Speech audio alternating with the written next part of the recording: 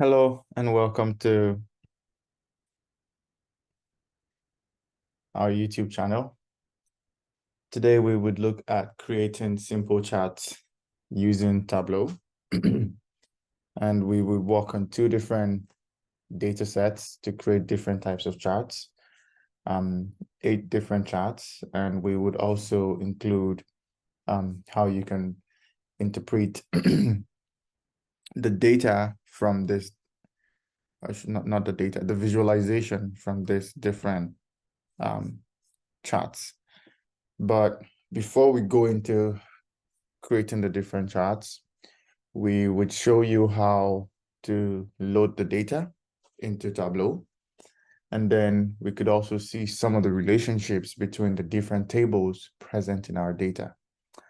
And then we'd also look at what is a dimension and what's a measure, right?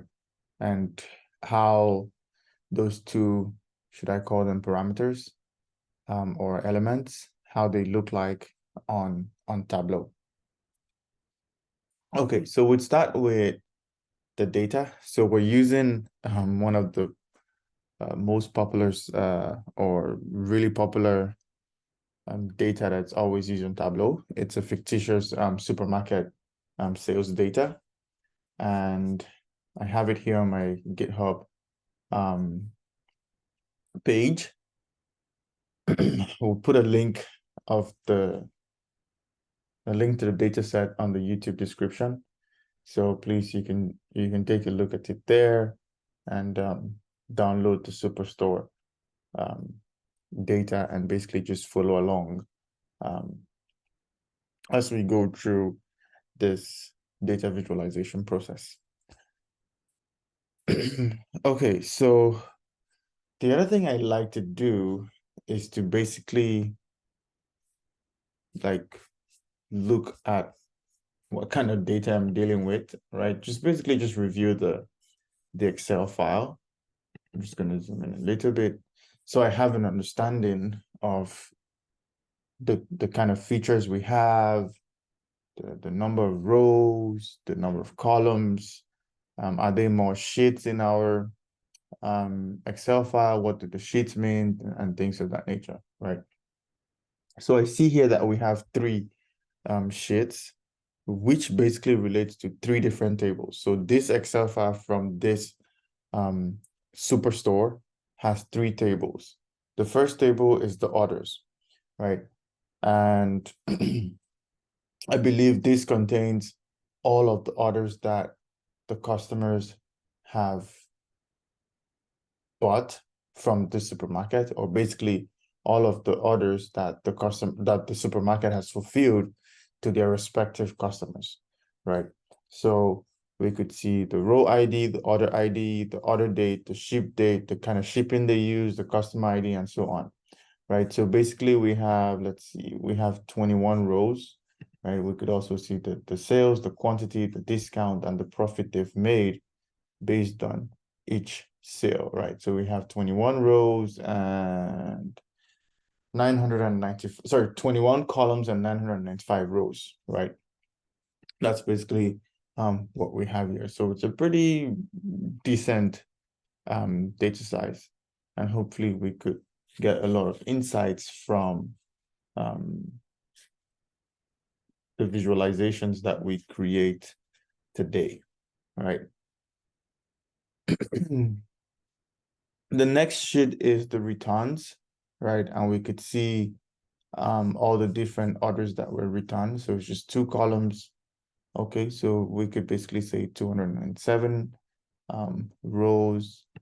I could filter this, just filter it. Okay, so basically everything here is the products that have been returned, right? So you would notice something, that we have a primary key here, which is the order ID, right? So we could use this to map it back to the orders, right? And know what customer returned what product, right? And then the last table we have is called people, right? So we could see the different persons as well as their regions, right? So now that we have some basic idea about our data, we can then go ahead to import it into Tableau. All right, so we've reviewed the data. The next thing we need to do now is load the data into Tableau. So I'm going to go to my Tableau. So once you open Tableau, remember, this is that welcome page or connect page or discover page, right? You get to see the views of the day. And then over on this pane, you get to connect your data if it's Excel or text file or any kind of file that you have. But this is where you basically connect it, right? So I'll click on Microsoft Excel. And then that's my data there. Open it up. Okay, so my data is loaded, right? So you could see the three sheets we have, which is basically the three tables we're dealing with: orders, people, returns, right? So now here's where I need everyone to pay attention, right? If you just get excited, oh, I've loaded my data, and then you jump over to sheet one, you're not going to see any tables here, right? Or you're not going to see the parameters or the measures or the dimensions. You're not going to see anything there, right? And you would see this exclamation mark here, right? When you hover around it, you can see what Tableau tells you.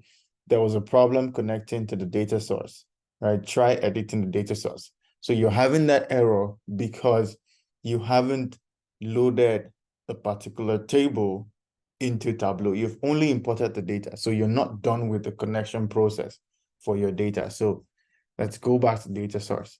And now what you want to do is, depending on the table that you're working with or the sheet that you're working with, you need to drag that sheet over to this blank space here. You can see it says drag tables here. So that's what you want to do.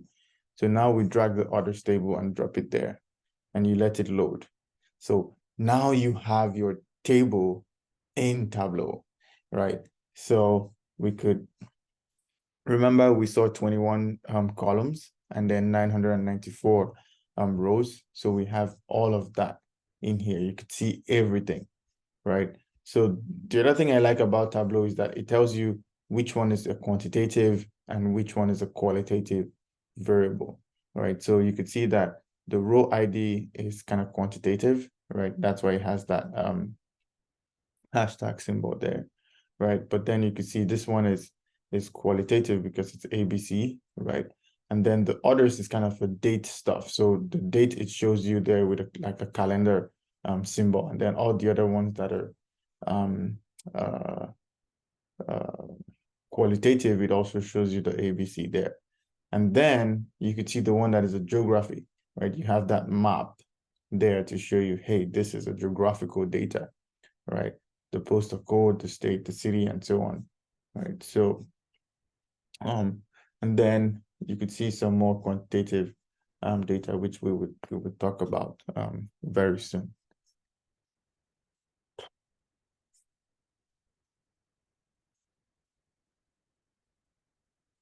Okay, now the other thing I want to let you guys know is you could bring in more tables into this particular area, right? So let's say we wanted to bring in the returns, right? So you just drag it in there, right? And watch what Tableau does. So remember, the returns also had a column called order ID. So it's going to use the relationship from joins to basically join those two tables together based on the primary key, right? So others had a primary key called order ID, right? And returns also had a primary key called order ID. So now it's going to join those two tables on that primary key called order ID, right? So that's basically what it's going to do. So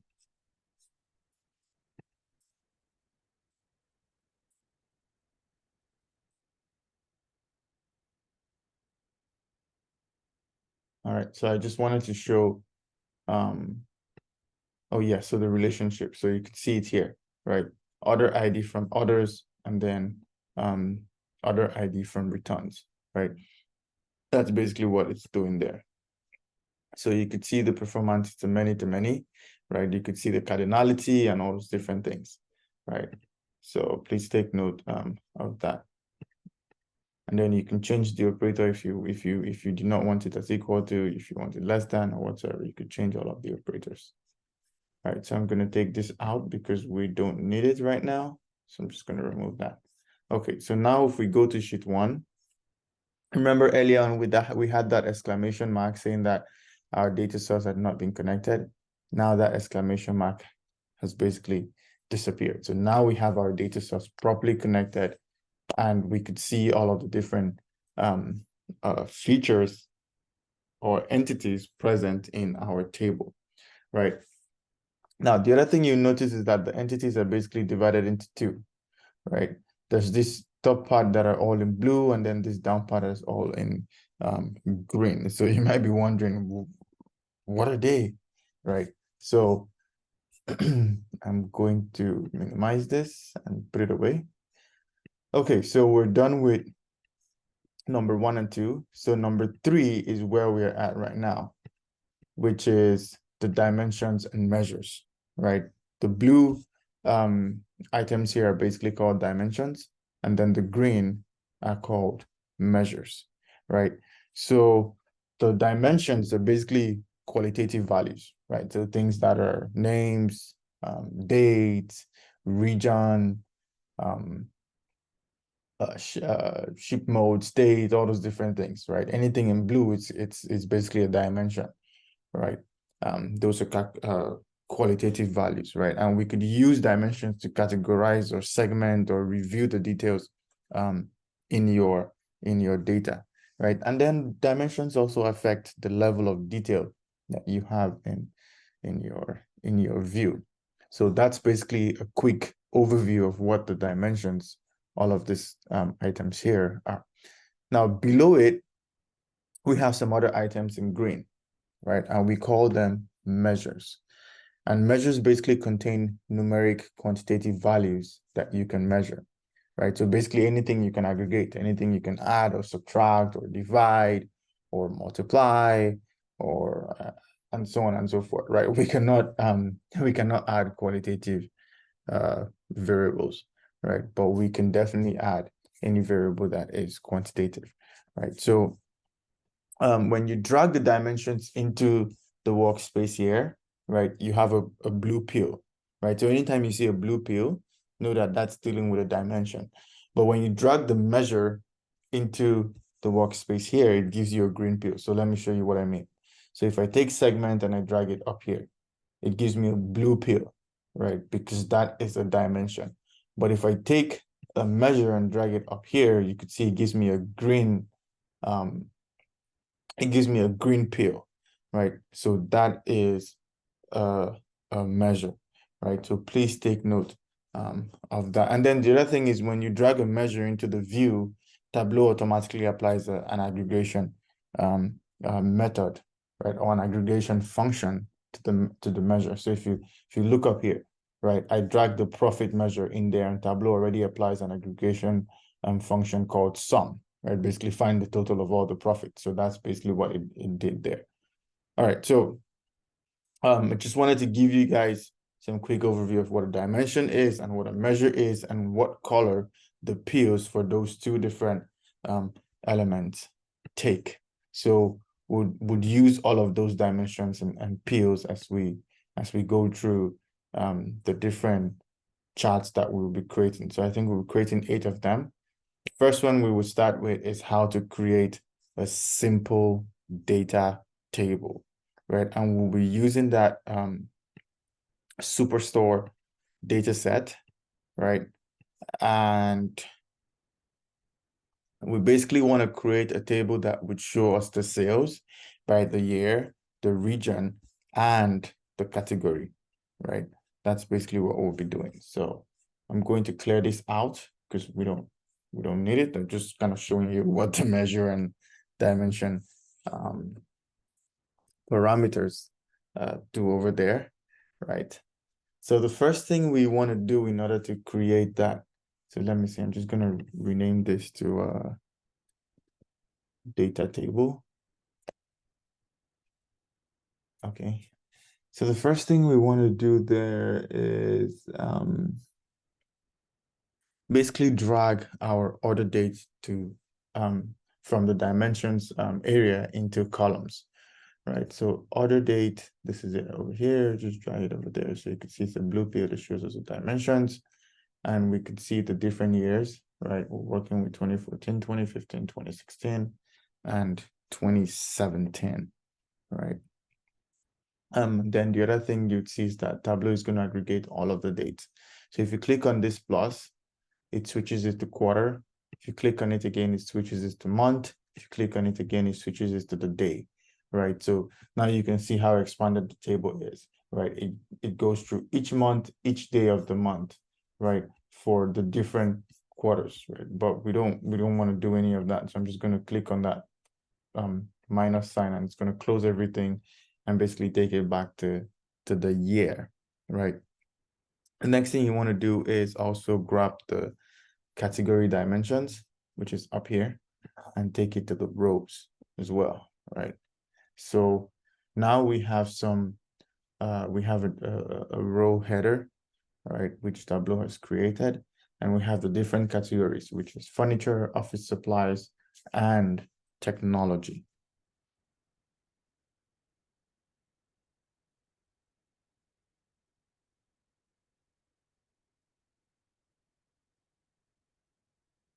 Okay, the next thing we have to do now is grab the sales measure, right, and put that in the text area on the max card, right? So this is our max card here, max card.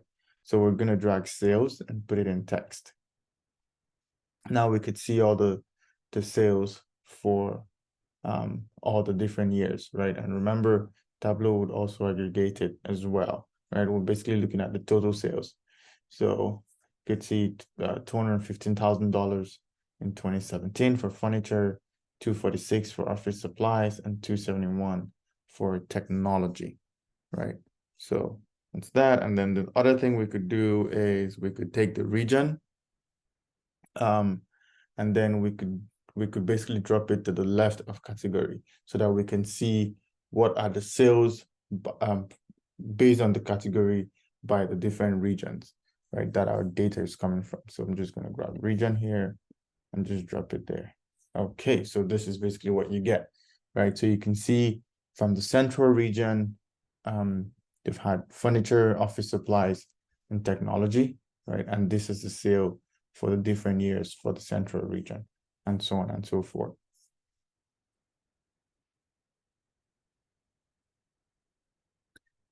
Now, the other thing we want to do, which would basically make our data table very easy for people to quickly read, is to put the grand totals, right? So we'll put the grand totals for the row and then the grand totals for the column, so that if someone looks at it, it's like, oh, this is the total amount of items that were sold in 2014 based on all the different regions, right? That's when you look at it from a column perspective, right? And then for the row perspective, we could say, okay, so from the central, this is how much sale we made for the last years for furniture, right? So all you need to do is go up, click on analysis, right? Then go to totals, click on show column grand totals, and then a new row is created here that shows us the totals for all the items that were sold here in 2014. So in 2014, the supermarket basically, or the superstore basically sold $484,000, right? But then in 2017, they sold 733,000. And that's a huge increase from 2014 to 2017, right? Almost times two, right? So let's see.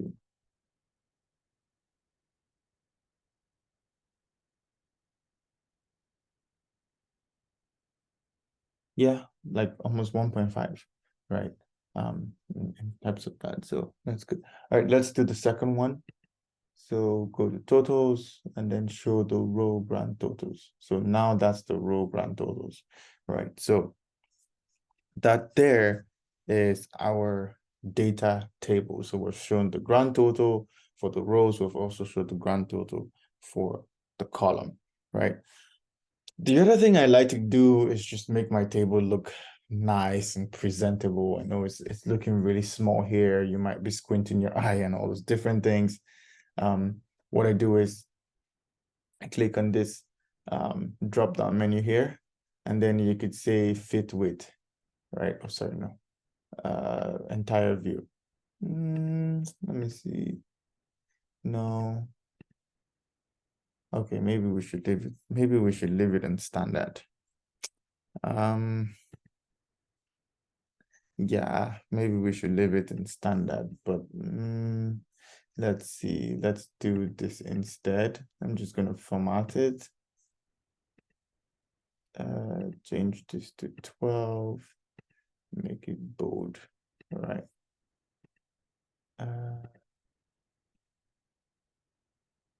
Yes. Format. Change this to 12. Make it bold. All right. So basically, just what I'm doing is just basically enlarging it, the font size, so that it's really bold and we can see it from everywhere. So here, change this to 12. This would make everything 12 and bold, so I don't have to do it one after the other, right? And then maybe I could just let's see, shift this a little bit. I'm just doing some aesthetics here to make it look really good, right? So no. Rows. Let's see, no.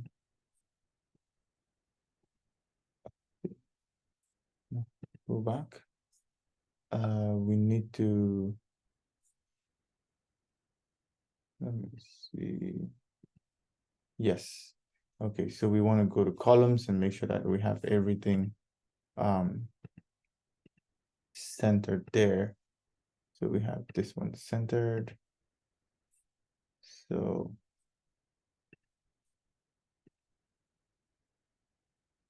no, I'm still getting the very wrong one. So oh, okay. I will get it. So format.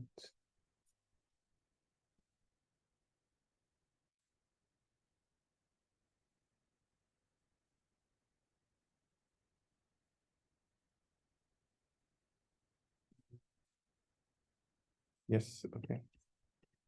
Good. All right. So you want to click on the justify and then sheet, and then on the pane, you just take it from automatic and put it on center justify, so that justifies everything for us. So let's see. The other thing, I don't want this. I'm just gonna hide it. All right, so I have a very clean table. And then remember, we have to rename that. So you could double click it and you have this small box that shows up, and we'll just have it sales by year, region, and category. So I'm just gonna bold that. It's apply, and okay.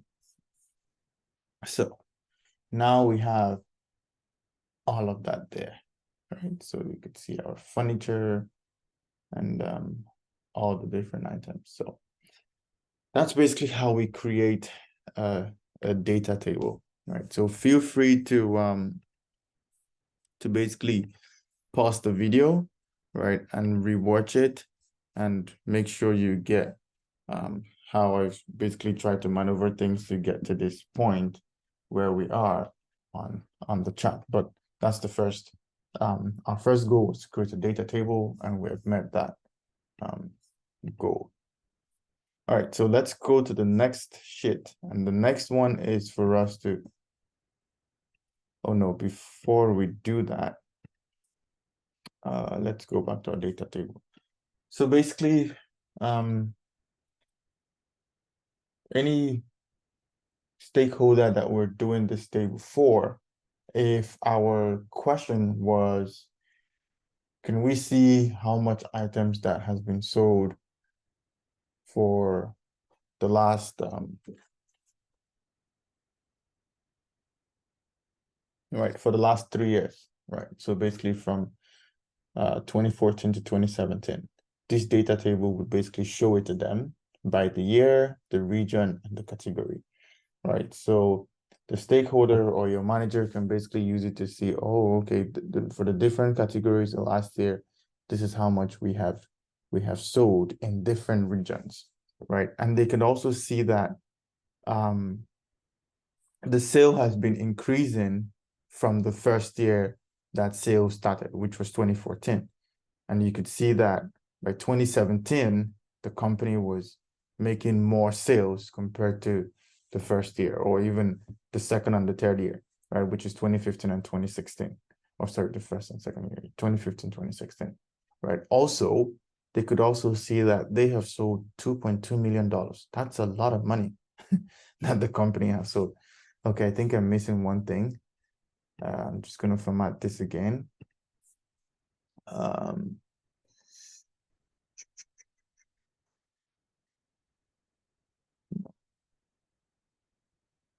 Yeah, some sales. Okay, so I'm just going to change it to this.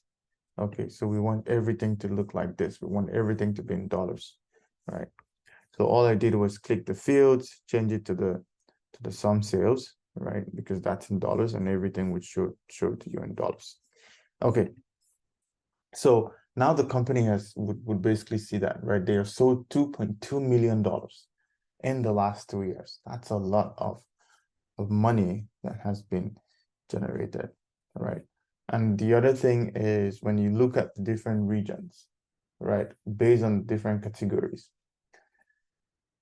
compared to, if you try to compare the central to the east, right, I think there's more sales going on in the east than the central, because you could basically see it here, right? It's all the 200 figures, and this is still like in the hundreds, right? And then also if you compare the east to the west, right, there's also more sales going on in the west compared to the south, the east, and the central. So that data table gives them a quick summary of the different sales by region and year, and also the category. So that's basically how we would interpret this table, right? Okay, so that is that. Let's go to the next one, which is to create a simple column chart, right? So we'd still be using our supermarket data. So I'm just going to rename this to column chart, right? And we'll be creating that column chart to basically display the sales by ship mode, right? We have a dimension called ship mode, and it has different types of shipping that the company have used to send out or to ship an order to their prospective customers. But before we go in there, we'll probably just want to kind of take a quick look at what a column chart is, right? It's basically a vertical bar chart. That's what a column chart is, right? And I'm sure you've seen it all so many times, but we probably do not know that it's a vertical bar chart, right? And it's still a type of bar chart, right? But if you say a bar chart, there's the horizontal bar chart and also the vertical bar chart. And the vertical bar chart, it's called a column chart. So let's go ahead and see how we could use a column chart to display the sales by ship mode. So the first thing I want to do here is drag my ship mode to the columns, right? Basically my dimensions. So come over here, ship mode, yep, this is it here, drag the blue pill over there, and it shows you all of the different shipping types, right? So we have first class shipping, we have same day, we have second class, and then we have standard class. I would assume that the standard class is maybe the really slow one, right, compared to the other ones. Then the next thing we do is we want to see sales by ship mode, right? So let's take the sales measure here and drop it in the rows. Boom. So this is basically what we get. from the sales by ship mode, right? So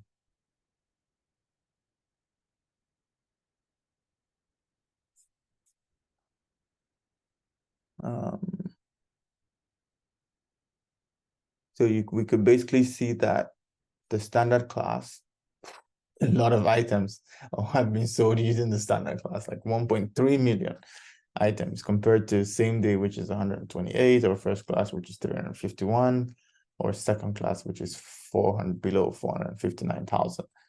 Like $459,000 that has been sold based on the second class shipping, right? So remember, this is called a column chart, right? I like it. It's pretty straightforward.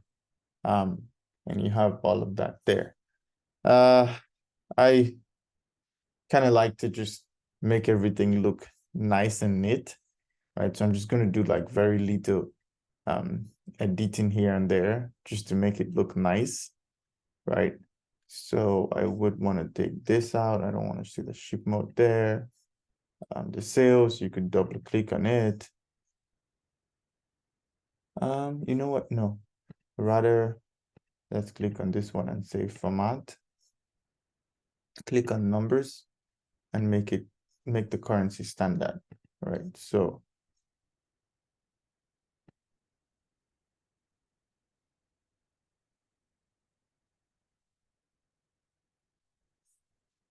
okay, so what's going on?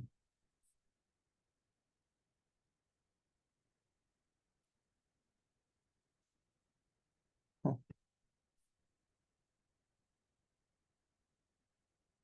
Okay, so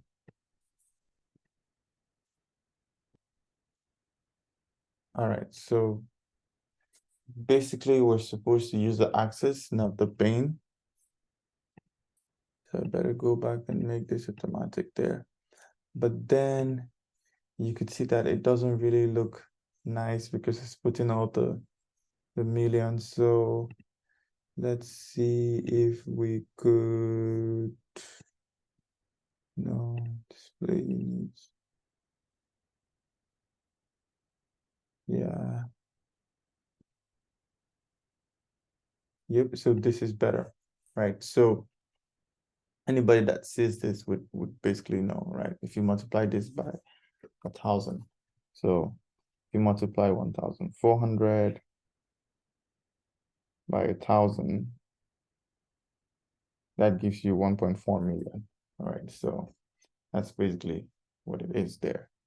So I like to do that. The other thing is we could go to worksheet, make it 12, and put it on bold so that like everybody could see it. And then I'm just gonna adjust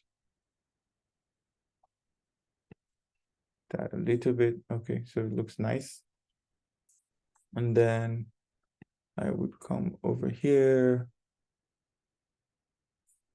I'm gonna put the axis ruler as black, right? I just like the axis line. I know some people don't like it. That's fine, but I prefer it. And then I'm taking out the grid line, so I don't have any grid lines, and my chart is looking very clean and neat.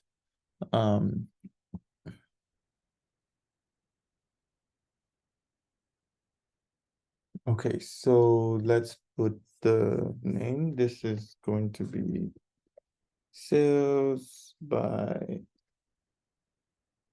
ship mode.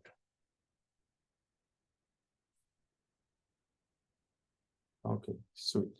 So if your manager is asking you, oh, I want to see how we're doing in terms of how much we've sold for the different shipping types, right? We could see that we're basically selling more stuff with the standard class shipping, right, compared to the other uh, uh, shipping mode. So maybe customers don't mind waiting 5 business days to get their products, right? But that's bringing us the highest amount of money, right? 1.3 million dollars, right? It's coming from that area. So that's pretty good, right? But also we could see that second class shipping is like the next favorite, right? It's bringing like $459,000 dollars. And then very few customers go for the same day shipping, which is $128,000 that has brought in, right? So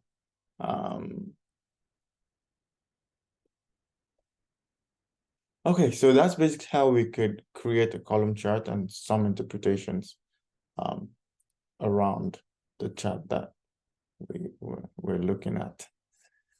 Okay, so let's go to the next one. The next one is the scatterplot. I'm just gonna put this thing. No, choose the wrong color. I think that should be the color above it. Yes. All right, so now let's create a scatterplot. That's our next chart.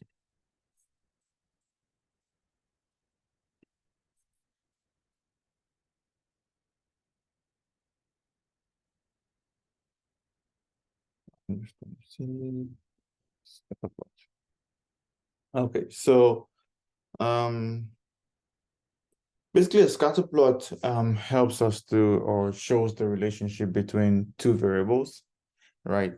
And help us to see if there's like a positive relationship, a negative relationship, or no relationship, right? I think those are kind of like the three basic simple relationships that a scatterplot would basically show you, right? There's some more relationship, but I'm not going to go into those ones. I'm just going to stick with the three ones. If it's positive, if it's negative, or if there's no relationship. So in this exercise, my goal here is can we build a scatterplot that displays the sales versus the profit, right, of products in the different subcategories, right? So one of our dimension is called subcategory, right? This is it here. And then we have a measure called profit and a measure called sales, right? So can we see the relationship between sales and profit for the different product subcategories? So I'm excited about this one. So let's get started. Okay, so the first thing we want to do here is to grab our profit measure and put it in our column. So that's going to be a green pill. So just grab it there and put it in the column. So we get that very long bar chart, right? Okay, so, and if you remember, anytime it's a measure, Tableau is always going to aggregate it, right? And then the next thing we want to do is take the sales measure and put it in the row. So take the sales measure and put it in the row. And we have like a first look of our scatter plot, right, of sales versus profit. But because it's aggregated, you will just see only one single circle, right, which is this, basically all the profit and then the sales, which is $2.2 million, right? Remember, if we go to the data table, right, that's the sales there, $2,297,200.86, right? So that's basically what Tableau has here. You could see that there as well, right? But then what do we do in order to show all of the other data points that we need in our scatterplot, because our scatterplot has to have a lot of data points? So I would basically walk that one after the other. So just follow along, right?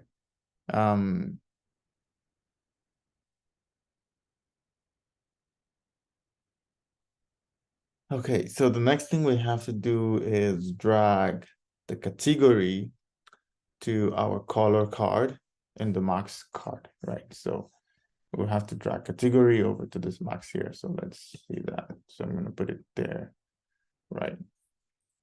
So now we have the three categories, right? We have furniture, office supplies, and technology. right? So you have this legend over here kind of showing you what color belongs to what, right? Now we have that. Then the next thing we want to do is take the subcategory and place it in the label card. Now we have our subcategory and we'll place it over here. Now things start taking shape, right? Did you see as we place the subcategory in there, things start taking shape, and you could see the relationship between sales and profit. The other nice thing I like about Tableau is that it gives you the origin line, right, which is 0. And because we're dealing with sales and profit, you could basically see that when you look at it from aggregator perspective, we're sold or we've made sales of almost $330,000 for phones, and we've made a profit of $44,000, right? So anything to the right of the 0 origin basically means that we're making some profit, and anything to the left means that we're losing money, right? So for tables, we've basically lost $17,000 in profit, but we've sold $206,000, right? For tables. So some very interesting things that we could basically look at there, right? So if we do not want to look at it from aggregator perspective, you can come over to analysis, click on it, and then just uncheck the aggregate measures. So once you do that, now we see all the sales that we've made for all the different subcategories, right? So you can see machines, we're not making profit there, but we're making profit on copiers, right? Like we've sold $17,500 for copiers and we've made 8,400, right? So, but if I put the aggregate back, right, you could see copiers is down here. We've sold $149,000, like for all the copiers, and we've made a profit of $55,000, right? So,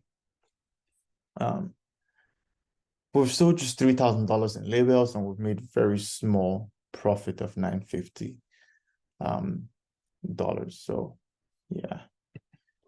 So as usual, I like to clean up my stuff and make it look really good and nice, right?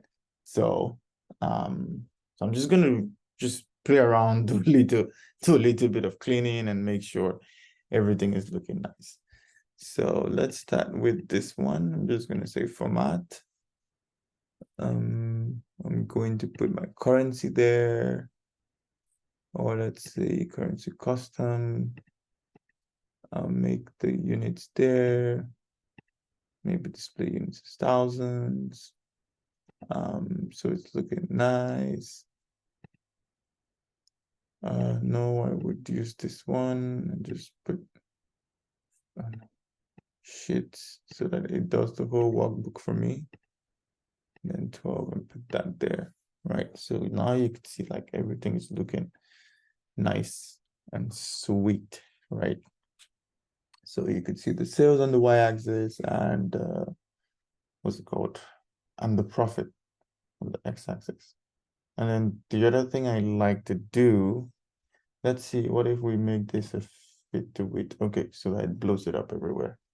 All right, that's sweet. And then I am going to take out the grid lines. I don't want any grid lines, right?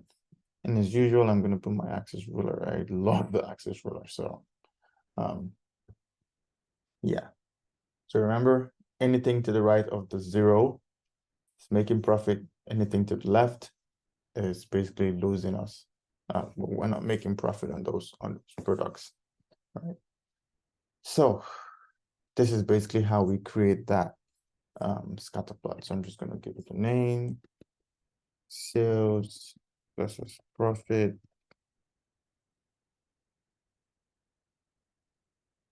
by sub.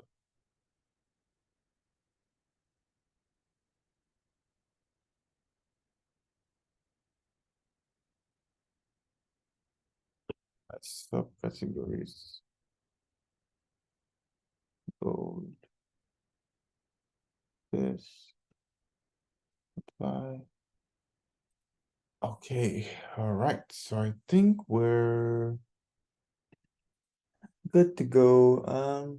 If you do not like the shape, we could always come to shape here, and we could change it to maybe a solid circle line. A solid circle, sorry, or maybe we could make it a square, or like a solid square, or maybe even a star or something, right? But I think for now I'm just gonna stick with the circles because I think I prefer that one. But yeah.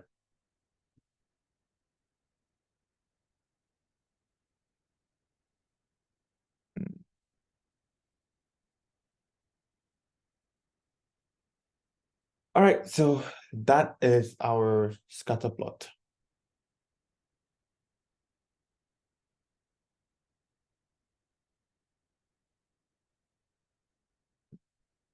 Let's see.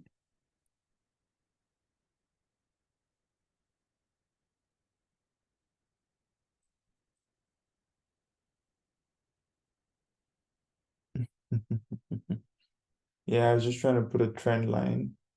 But I think so the trend line, we have three different trend lines since we have furniture, office supplies, and technology, right? Um,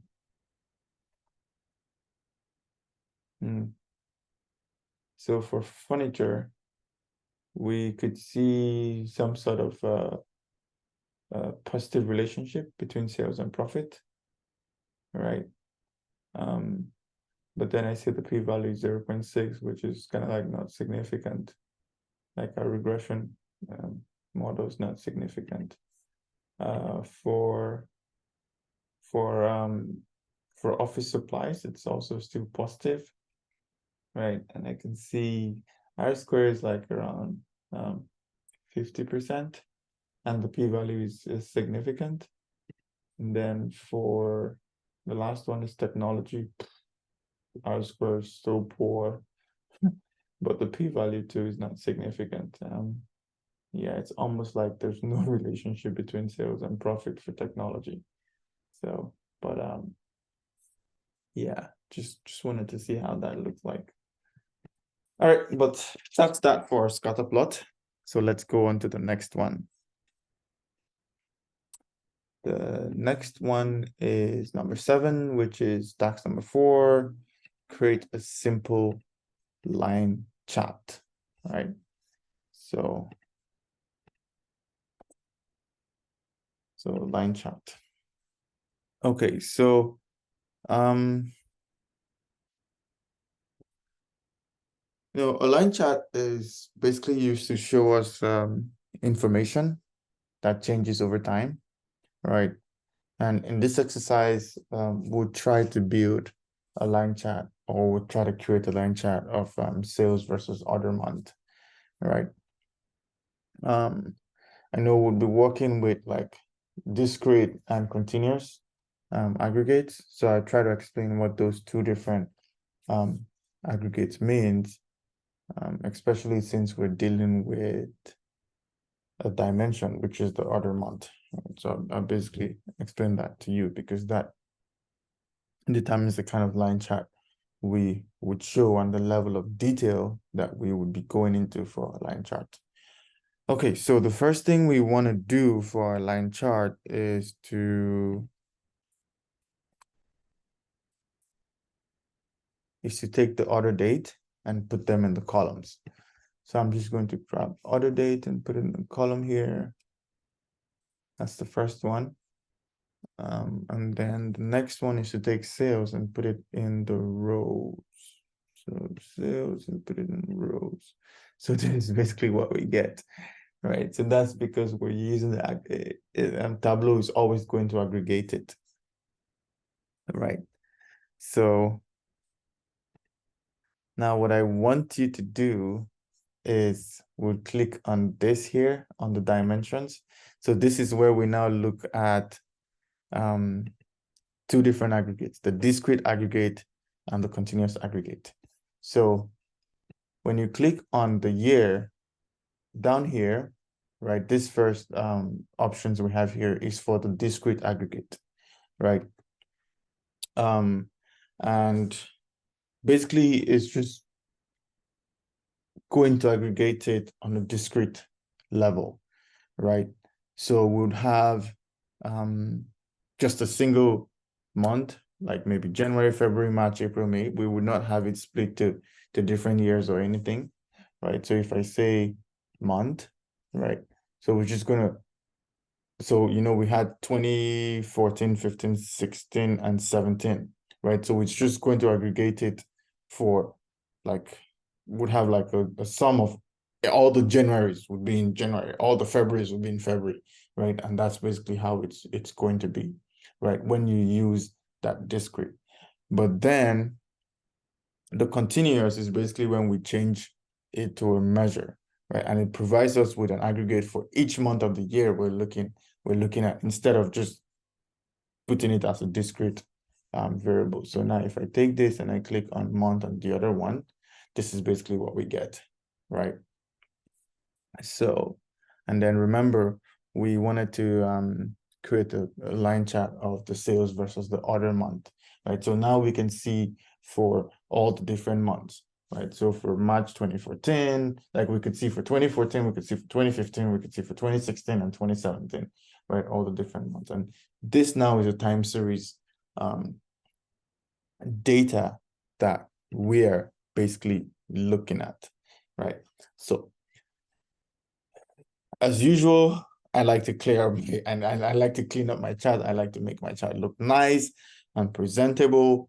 So we're just going to start with some of those little cleaning here and there, right? So the first thing I do is come here and change this from month of order date. That just looks too much interesting, other month, right? And then I can close that. For sales, maybe I just do format and let's see, currency custom, take this to 0, display the units in thousands. So everything looks like that. Okay, so I have all my sales stuff there. Then I go here, worksheet, make it 12 and make everything black. Okay. So now the whole full November thing looks really wordy. So maybe we could abbreviate that a little bit. No. No.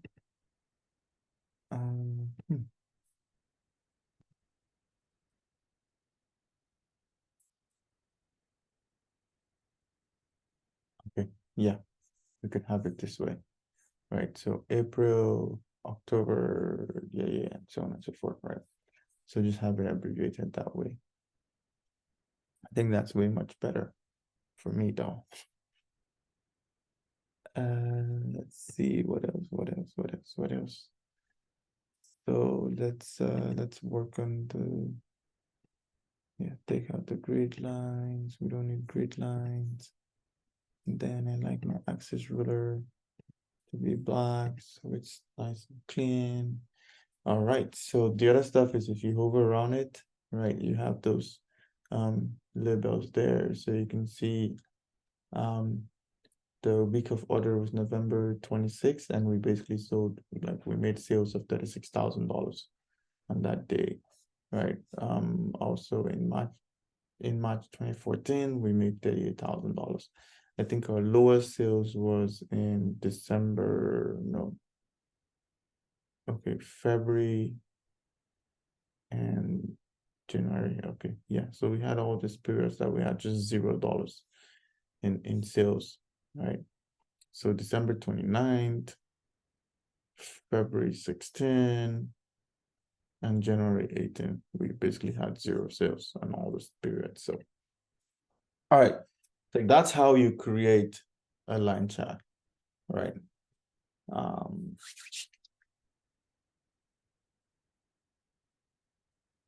we're done with this.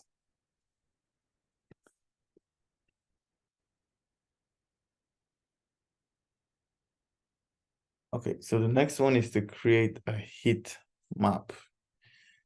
Whew, I love this one. So I hope you're ready for it. It's going to be interesting. And you would learn a lot from this one. So, okay, a heat map. All right, so I'm just going to create this and just say heat map.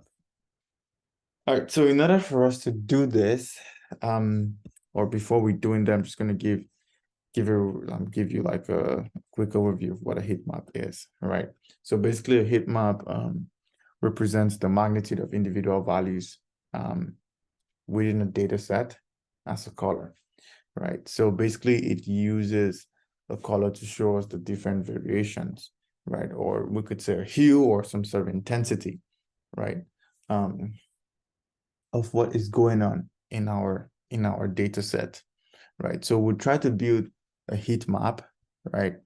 Based off the product subcategory by month of order, right? So that we can basically see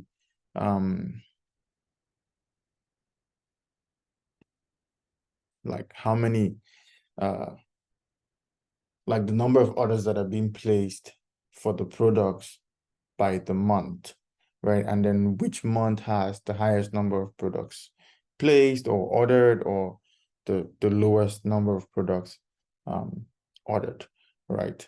So that's basically what we'll try to show here. And that would always be useful to stakeholders or your manager, right? Because they could just look at that heat map and be able to tell what months have the highest number of orders placed on different product subcategory, right? So let's take a look on how to create that. So the first thing we want to do is grab the order date and put it in columns. And then the next thing is we basically have to change that to the month, because remember, our question is to look at product subcategories, create a heat map of product subcategories by the month, right? So we take this and let's go month, right? So this time we're dealing with a discrete, right? We're not doing, what's it called? We're not doing a continuous aggregate. We're dealing with a discrete aggregate. And then the next thing we would do is grab our product subcategory and put it in the rows. So product category and put it in the rows. Okay, so this is how everything is going to look like, right? So you could see all the subcategories and then all the months. I'm just going to expand that a little bit. Okay, now we have a measure here called orders count, right? It's basically counted all the different orders for us. So we're going to drag that and put it in the max shelf, right? The max shelf, that's this, under the text card. So orders, and put it in there. Ooh, did you see that? Just going to go back. So grab this and put it in the text, right? Now we have all the orders that have been placed for each month, right? And here you could see that for all of the subcategories, January has like a very low, some sort of low numbers, right? But we could see some numbers, August, September, and even in November and December. We could see some high numbers there compared to January.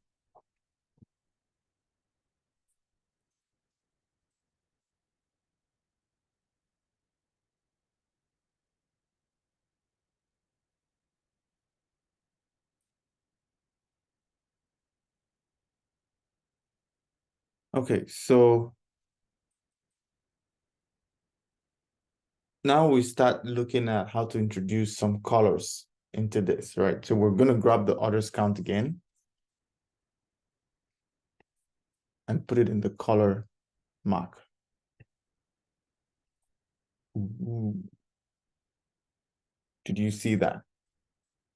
Right. Now we have some sort of color attached to it there, right? Um,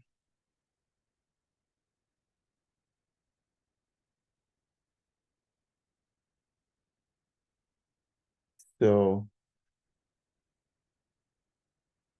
hmm,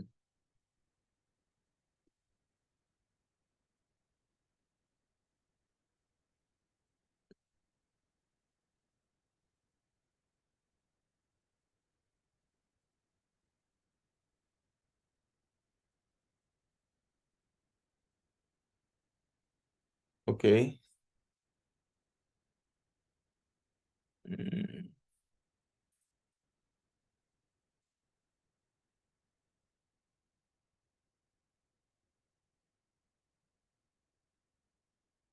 so what I'm gonna do is I'm gonna change this to square. Okay. So, and now you could basically see how, so basically what I did was to change it from, so if I put it automatic, we're not seeing the colors here, but I'm going to change it from automatic to square, right? So we can see the the colors properly. And then I don't really like this color shading. So I could double click on this and it brings us here. It shows us the edit colors where we can change the palette. So I'm going to make it a red-green diverging and apply. So basically a red would mean that we have very low orders, and then it basically just kind of diverges all the way to a green, which means that we have very high orders, right, for that one. So okay, so this is basically how it would look like at the end of the day, right?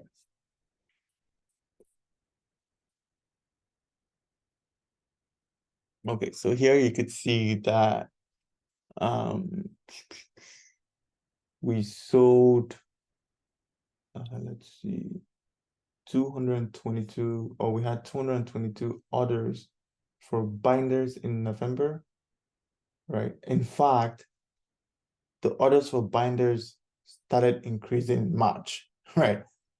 All the way to November where we had 222, although there was some sort of drop between September and October, but it picked up again in November, right? And then it dropped a little bit in December, right? So we can see that there.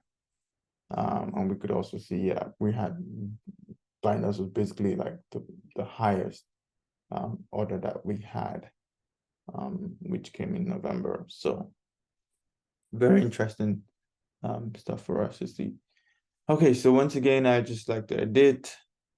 So I'm going to hide that one. I don't want to see it. I am going to format on this, make it a 12 so that we could see it properly and bold it, right?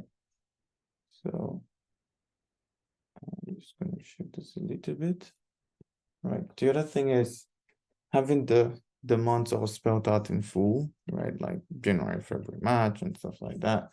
I think I would rather prefer it to be abbreviated. So I'm just going to format it and change this to abbreviation, right?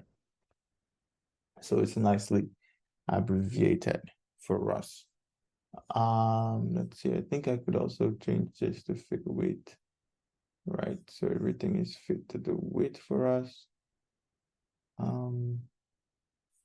And maybe, just maybe, we could do this. No. So let's see, pane. Nope. Okay, no. So,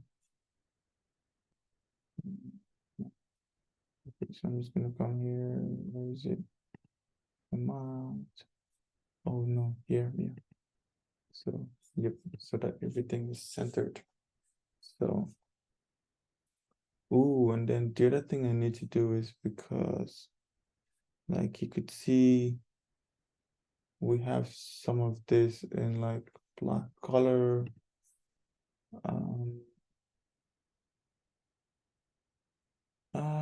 if I want to change the colors.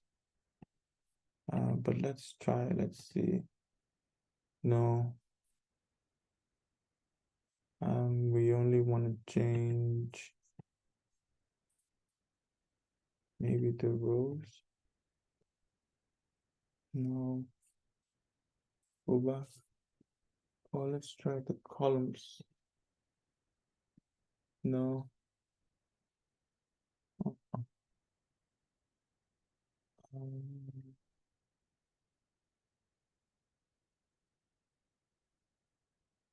Or maybe should I leave it like that? Hmm.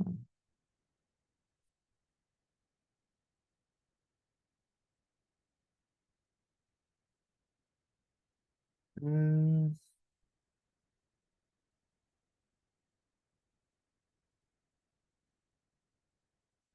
Hmm.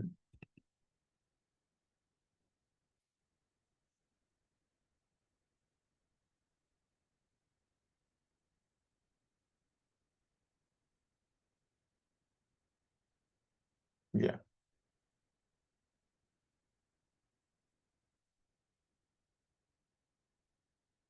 Hmm. Yeah, so we could see it pretty well. Although some of this boxes here, let me try something. Maybe we could just make it, no, it's not really gonna. Yeah, I want to change everything to black. Okay. So maybe we could have it like this.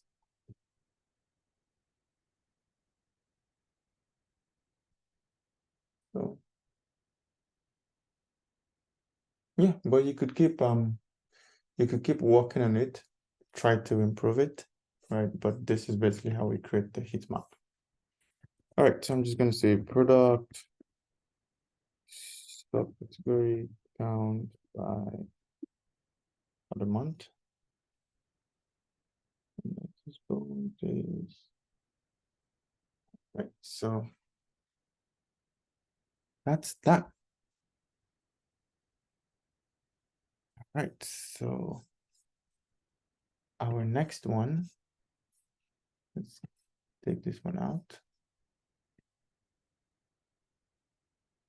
Our next one is going to be how to create a simple box plot, right?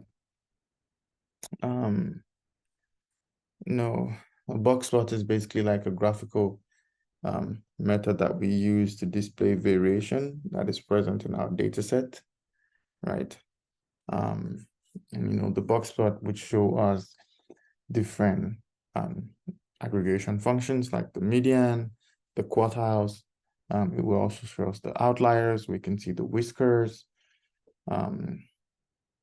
And then the other thing it does, when we talk about variation, we have within group variation and between group variation, right? So it basically shows us all of those different things, the variation that's happening between the different groups that we're trying to compare, right? So in this example, we will look at the variation of sales, or would create a box plot that can show us the variation of sales by the quarter, right? So let's try to do that, right? So the first thing I want us to do is to grab the order date and put it in the columns, right? But then we're just going to make it discrete and we'll click on quarter, right? Then we take the sales and we put it in rows, right? So this is basically how it comes out at first, right? I'm like, oh, is that not weird? Yes, it's weird because that's not a box plot. That's a line chart, right?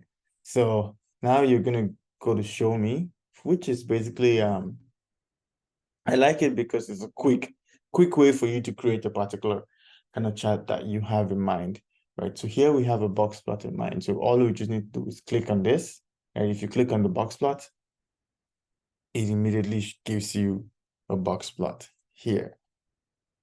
But it's showing us only one box plot, right?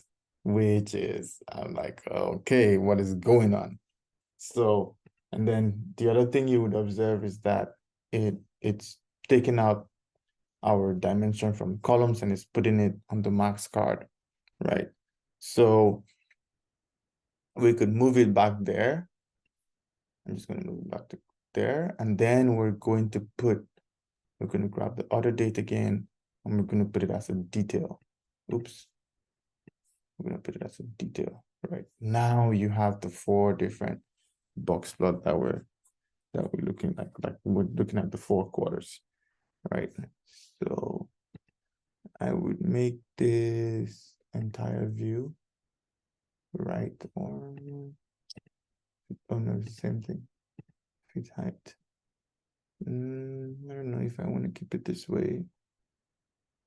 No, I'm just going to make it entire view, right? So we can see our box plot. And then once you hover around it, you have the label comes on. So you could see the upper whisker, the lower whisker, and the median, right? For each quarter, right? How much was made. And then just basically looking at it, you could see that there is some between group and within group variation, right? Basically Q1 and Q2 have very low between group variation. But then if you compare Q1 with Q4, there's a high between group variation, right? Also, you could see the within group variation between all of them, right? They have different spread of how the data is spread within each quarters, right? So that's that. We could also change the colors, right? Maybe let's see.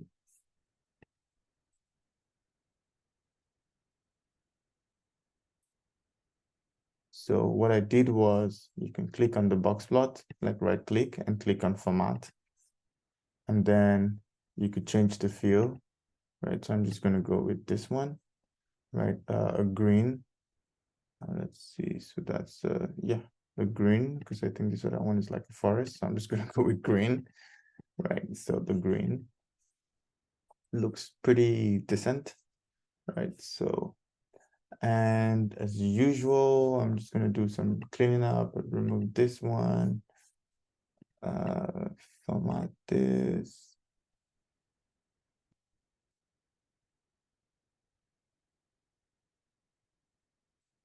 So all of this just requires you to keep practicing, right? And you basically know where things are, so you could format things very quickly and easily. So this, and then I don't want any grid lines. Okay, so now that's my box plot, right? So you could see Q4 has more sales. We have more sales in Q4 than all the other quarters, right? So let's rename this variation of sales by quarter.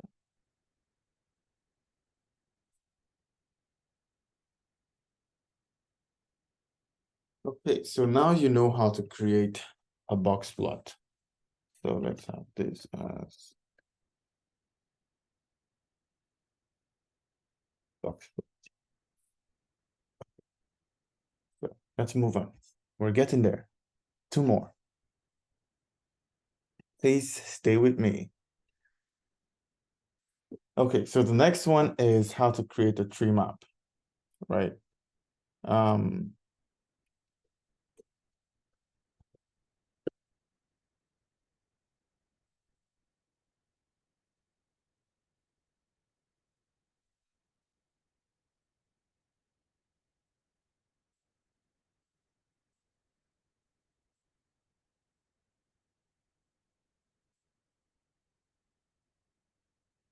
So a tree map is basically a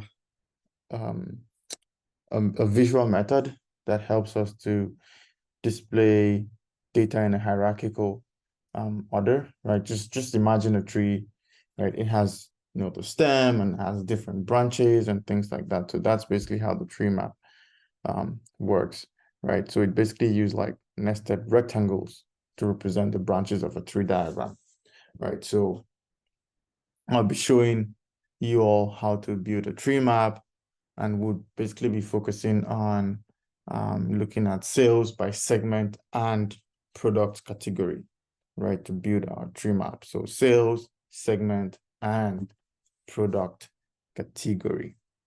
So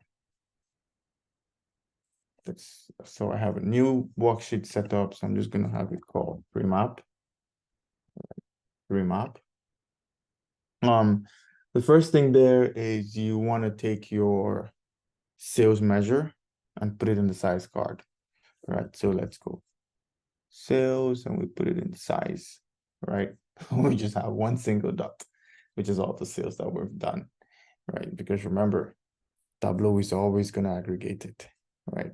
So next, take another sales measure and put it in the color. So sales and put it in color. Okay, so now we have some sort of color gradient for our sales. And then you want to take the segment, right, and put it on the labels card in the max. So where is it? Segment, and put it here on label. Now everything changes, right? So we've started building our trees. So we have different segments: consumer, corporate, and home office. And those are the three different segments that we're dealing with.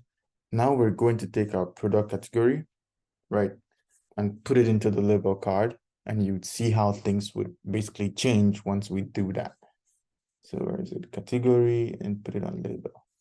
Ooh, now we can see the different branches of our tree map, right? So you can see in consumer, we've made $406,000 in sales for consumer under technology, on the technology category, right? And then you can see for the furniture as well and office supplies. So basically in this segment, right, technology and furniture has the most sales. That's why it has a much bigger rectangle compared to office supplies, right? So, and the same goes for the corporate, and then in the home office, technology has more sales compared to office supplies and furniture, right? So basically the tree map is it gives preference to the category or the item that has more data, right? Or more rows in your data. Let me put it that way. So now the next thing we want to do is so that we could basically reflect the sales, right? Let's put the sales in the label. So, okay, so now we have the sales in the label. So you could see all of that there, right? Then all the other stuff would just be basically doing some editing and making things look good, right? But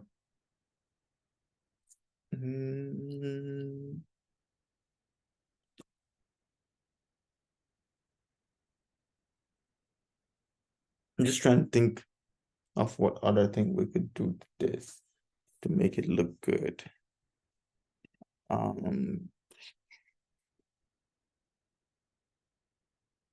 Let's see, let me see. So label, we could change the font size for this and make it 12, right? So then it's bigger. We don't need to put it on bold or anything. I think the way it is right now is fine.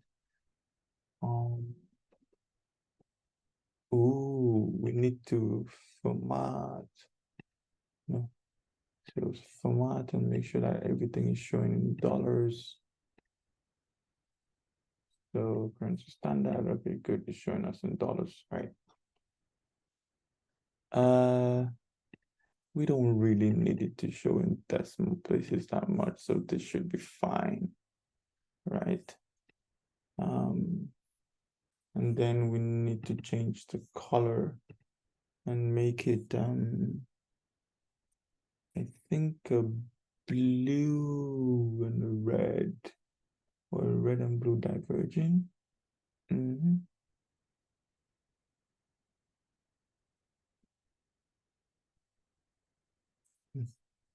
red and blue diverging. Oh no, no, no, no. I need something better. Yeah, orange and blue divergent. So apply. Good. So our top sales are in the consumer category or segment. And then I would say like okay sales is in the corporate segment, and then home office, right? Basically takes last. So that's basically how I would put it. All right, so that's how we have created tree map. The last thing we need to do there is basically just label it. So here we say sales by segment and product category. Why? Okay. All right. So that's it. That's it there. So we're getting along. So we need to keep practicing this so you learn how to basically create these charts, right? So and then sometimes you can make these three maps and they look very tiny because you have so much data, right? So the last one we're going to look at is how to create a stock chart. So stock chart is oftentimes called like a high-low close chart, right? Because it's sometimes used in the financial sector, right? And the stock market is one good example of where the stock chart is basically used. So for this one, we'll be using the data set from historical data set from Apple, and we'll be looking at their trading for the last, I believe, 21 trading days, basically from September 8th all the way to October 6th. So basically just a 5-day period, Monday to Friday, right, for the last 21 days. So basically for the last 3 weeks, focusing on the business days, right? So basically the stock chart just helps us to just basically shows us the conditions of data in the stock market, right? Maybe what was the opening stock value or stock price, and what was the closing stock price. So we get to see that in the stock chart. So we'll be using publicly available data for Apple stocks, right? That's the on NASDAQ, Apple, we have Apple as AAPL, right? So that's basically what we'll be using. We've downloaded that data already. It's here on the GitHub. So I'll put it on the YouTube description. So all you just have to do is download it from there, and you should be good to go, right? So let's get into business. So for this one, we're going to have to open a new Tableau file, right? So just go to File, click on New, and just allow it to load.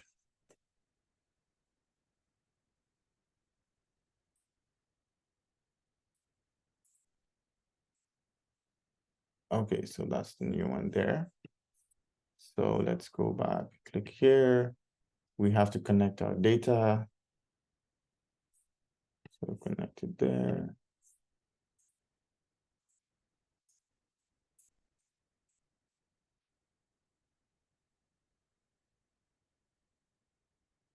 Okay, so our data is already connected, right? Because we have only one table, so this one just loads everything into it, right? So you could see the date, right? This is 2023. It's like this is data from last week, right? So you can see the date there. You can see the last the closing price for the stocks for each day. You can see the volume of stocks sold. So as at October 6th, which is last Friday, they basically had like 57 million, right? And the opening price for that day was $173. The high was $177.99. And then the low was 173, but it basically closed at 177. right? So basically it closed like $5 higher than what it started with that day, right?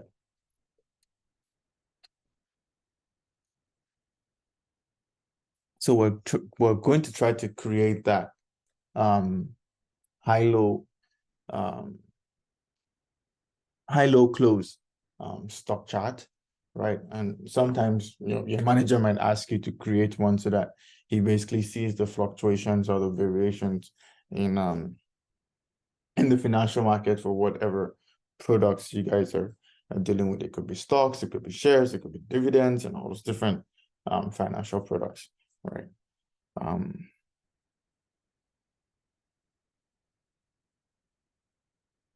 All right, so let's go to our worksheet, sheet 1. Okay, so here you can see we have 2 dimensions, and we have 1, 2, 3, 4, 5, 6, 7. Okay, we have 8 measures, right? So let's see how we can combine all of them and create us a high-low close stock chart, right? I'm going to try to say it very fast, but let's get to business. All right, so the first thing we want to do is take the date and put it in columns, right? We are not dealing with year because obviously we just have only 1 year, which is 2023. So we're dealing with I believe a day. So I'm just going to put it here and it's going to be discrete. So we have the days there, right?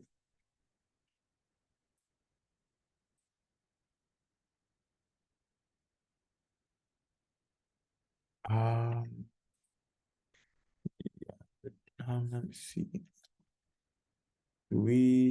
No, discrete, no. No, we're actually dealing with continuous, so we should put it on this other one. Okay, yeah, that's correct. So we put it on the second one, the second day, which is continuous. That's where we put it. And then the next thing we do is to drag our low measure, the rows. So we take this one and put it on the rows. So now we change this to a line chart as well, right? But we don't want a line chart, but we're getting somewhere, right? We're getting somewhere, so you can see that there. Now, the next thing we have to do is we have to create a calculated field that would basically subtract the highs from the lows, right? So what I want you to do is on here, you can right click and say create calculated field, right? That's one way of doing it. Or you can go to analysis, click on analysis, right? And scroll down and then you see create calculated field, right? Any way you decide to do is just like it gives you the same stuff. So let's say create calculated field. This box would come up, right? So we're going to create a calculated field called high minus low, right? And then we say sum high and sum low, right? Or you just click apply and okay, all right? That's all you need to do. So it's going to create a new field called high low, right? So now what I needed to do is basically drag that new field and basically drop it on the low axis, right? So this is what I mean. And you drop it there. So it gives us a new value. And then we have this new legend called high, low, low, right? So, or high, low for one, and then low for the other one, right? So that's what, so now we're seeing like 2 different line charts. One is for the high, low, and then the other one is for the low, right? So you get to see how everything would come out at the end of the day, right? So the next one is in our marks, we need to change it from automatic to bars. So, and we should have 21 bars, which will basically represent the 21 business days we're looking at, right? From September 8th all the way to October 6th, right? All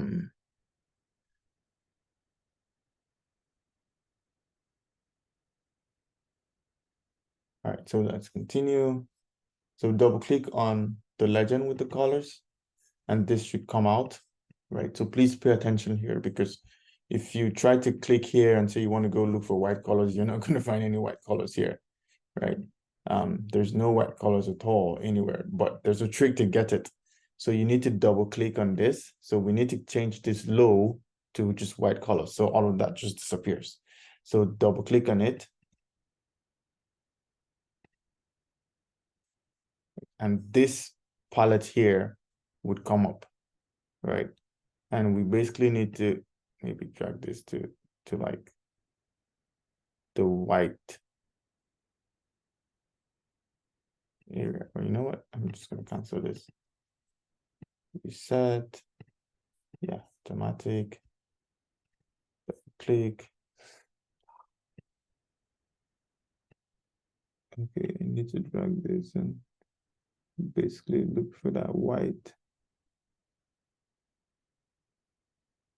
Okay.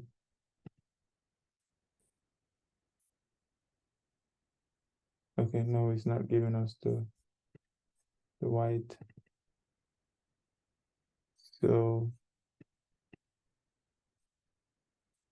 yeah, or you could just basically, if you don't want to, it's just being too difficult, I just use the color palettes, right? And scroll down and just click on white and press OK, and it becomes white, right? Case closed.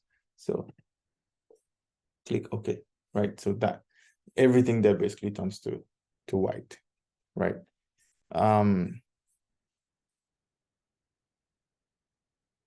Now the next thing we need to do is click on the size card, which is this. Click on this, change it to a manual, right? So once you change it to a manual, you could see everything changes there, and then make sure it's just basically at the end there. So we're getting there.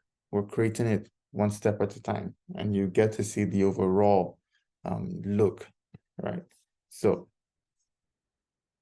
now let's take our close slash last measure, right? And we'll put it on the right side of the chart. So basically we're going to create like a dual axis, right? So grab this and put it at the end there, right?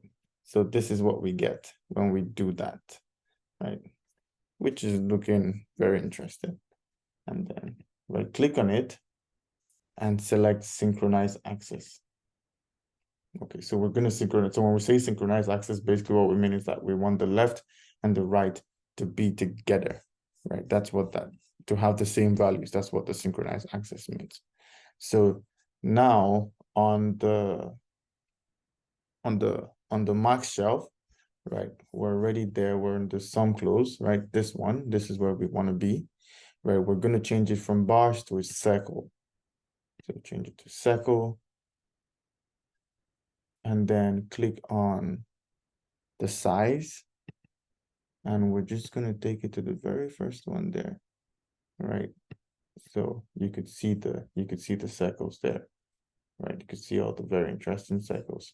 So we're now creating that high-low, right? So you'd see it very soon.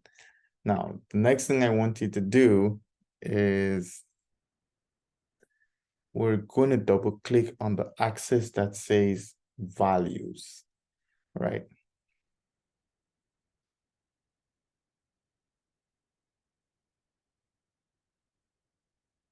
So we'll click on that and we'll click on fixed, right?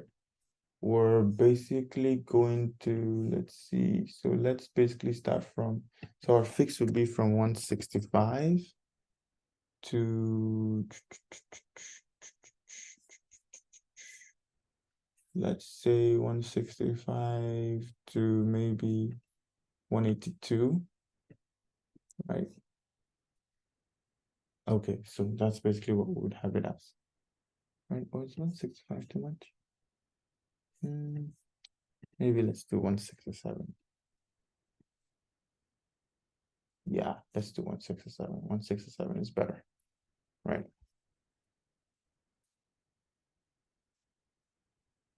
Okay, so I'm gonna remove this one because I don't need it, because it's the same thing here. All right, so now we basically have our high-low. chart, right? You can see everything is coming up. I'm going to close the legend. We don't really need it. Add card. I am so excited for this one.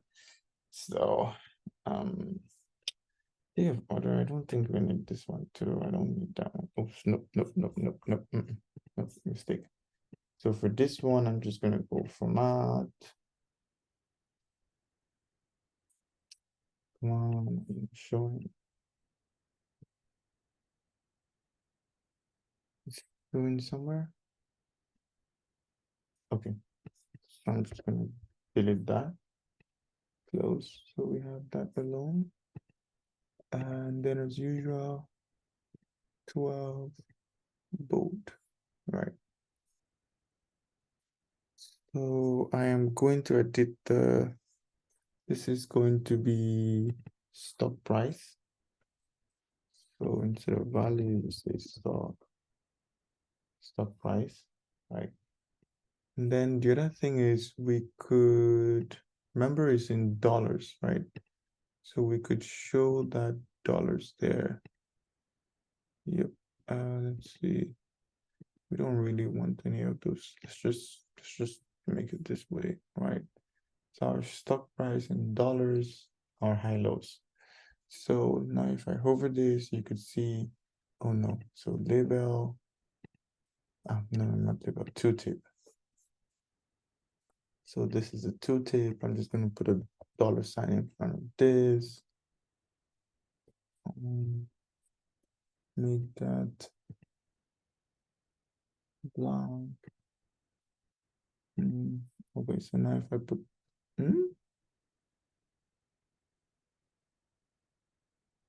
oh no, I put it on the wrong one. Sorry, should be on the sum close, right? Tooltip, $. So maybe I should go back first. Okay. Then now on tooltip, say $, this, and this, right? And we have this, okay. So now if you come, what is going on? Ooh. Okay, so I think I know what's wrong. Not putting it on the correct one.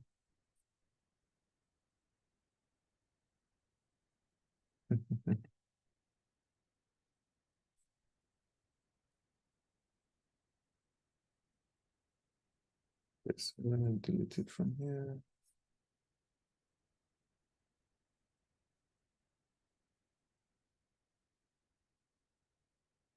Too deep. This is where I want it to be. Okay.